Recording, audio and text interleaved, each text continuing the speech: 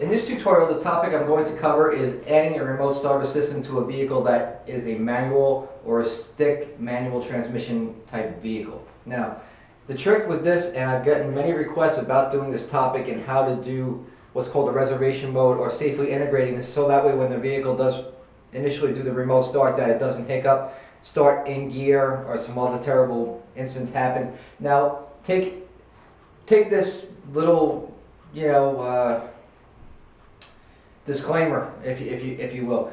If you're watching this video and you're going to implement some of these ideas that I'm going to share, all I ask is that you have some common sense. If you don't have enough common sense to practice and implement what I'm showing you the way I'm going to show you, because it is explained by me to you for the specific reason of safety, okay? So this is not my go-ahead because I'm the all-knowing electronics guru that this is okay to do for everybody. Chances are that this is going to be just fine for you and anybody else who uses this video. However, there are scenarios where your car may not be functioning properly, it might not be safe. Your e-brake, which I'm going to use heavily in my tutorial, may not be functioning properly. So first off, let me start off by saying, have your e-brake engaged, have your car in neutral, try to start your vehicle. Of course, it's not going to move. However, try the same test when the car is in first, second, third, or fourth, or fifth gear. It doesn't make a difference. If your e-brake is on and you start the car and the car actually moves and the tire moves an inch or more, this is not going to work for you. This is only going to perform and function properly for a well-running, smooth, properly running vehicle. Okay, let me say that. So let's get to it. Now, here's the way it works. In this topic, I'm going to use a couple things. This here is my remote starter, which I'm going to illustrate, and I have one wire for that, which is going to be the negative hood pin. And this is the only wire that we're going to need to pay attention to implement this theory onto your car. My video, I'm going to show you the optimal way. It's a 50-50 deal. Sometimes you might get lucky and the wiring is going to be exactly the way you need it to be. Sometimes it's going to be the exact opposite of what you need it to be. However, if it is the opposite of what you need it to be, I have a way out of that with using the relay to invert the signal, because you're going to need that to tie into this wire on your remote starter. So it's a very straightforward, simple kind of deal. Just follow along and see what you can make of it. If it works for you and you think you like it, by all means, go for it. So here's my remote starter. Now, under any remote starter system, they're all going to have what's called a negative hood pin switch input. So what that means is that when your hood is raised up and the pin switch sees ground, it's going to put a negative signal to your remote starter, so your remote starter at that time will not function. It will not engage and will not allow the car to run. Reason being is that safety is there, so that way if the car starts and the clutch fan or the engine starts moving, some moving mechanical part hurts the person who's in the engine bay's hand, a bad thing can happen, and that's the worst thing that ever happened. We don't ever want that. Okay, so this wire here should be connected, okay, aside from my tutorial. Okay, now when you have a manual transmission, what happens is this. You can get two kinds. One is a manual type of transmission, which is designed to be used on a manual transmission, and those types of systems require what's called a reservation mode. Some systems require you to hit a button, turn the key on and off, put the gear selector off, on, back, on, something to that effect. They all work differently, so I can't get into that, but they all do an annoying sequence that you need to do prior to leaving your vehicle, so that way it'll remote start the day following. Okay. But if you have a regular remote starter that is not designed for manual transmission, it is okay. Okay.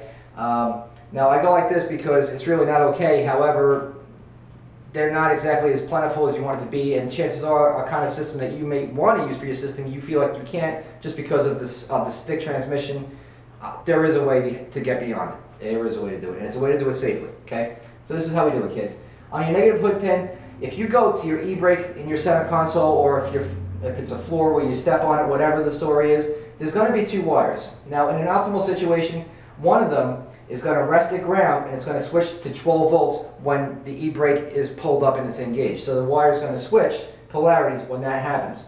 The other wire, most of the time, is a heavy gauge 12 volt wire. Sometimes it rests at ground, sometimes it does nothing. I can't get into the specifics of how every vehicle's wiring is because there's just so many cars out there. But in an optimal situation, this would work perfectly. And the way it's supposed to work is that when your e-brake is up, if you tie this one wire into your hood pin, when the e-brake is in the down position, the remote start will see a ground signal, therefore not allowing the vehicle to remote start, which is safe, and that's a great idea, okay? However, if the e-brake is pulled up, as a responsible driver, you take your car, put it into the neutral like you're supposed to, have your e-brake set. The following day, the hood pin is going to see that this wire is resting at 12 volts. When it's engaged and it's up and it's safe, the remote starter cranks, cools your car off, and everybody's happy. That's the way it's supposed to work. So really, that's the secret. I mean, it's just that simple. All it is just accessing your e-brake, locating those two wires, figuring out what the polarities are, what these wires do, because that's really the most important part. If it does what my schematic does, where you have one wire which rests at ground or rests at nothing and switches to 12 volts, anything but ground, as long as it rests at anything but ground. When the e-brake is down, one of those wires rests at ground and it goes away either to nothing, like an open circuit, or a positive voltage circuit, you can tie that into your hood pin. It's a wrap, it's done. But if you have a scenario where your wire is 12 volts, when it's down, you pull it up, it goes to ground, that's the opposite of what you want, because the ground is not going to allow the remote starter to work. So in that case, that's when you're going to need to buy yourself a relay.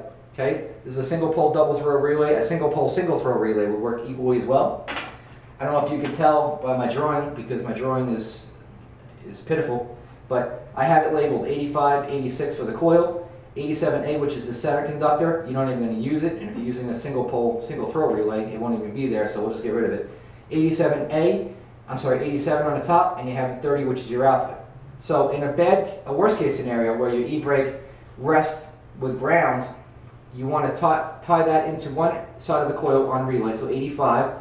The opposite side, and 87, you want to have those to 12 volts. So it's going to have negative in, and it's going to have 12 volts, which is powering the relay, to put it on pin 30 on the output. So in this scenario, it's going to show the remote starter again.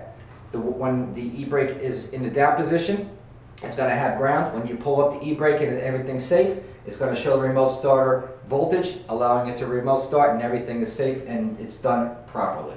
So that's the tip for today. If you have any questions, shoot us an email and I'll be happy to elaborate. However, I think that this is pretty good. And that's really all there is to it, folks. It's pretty straightforward.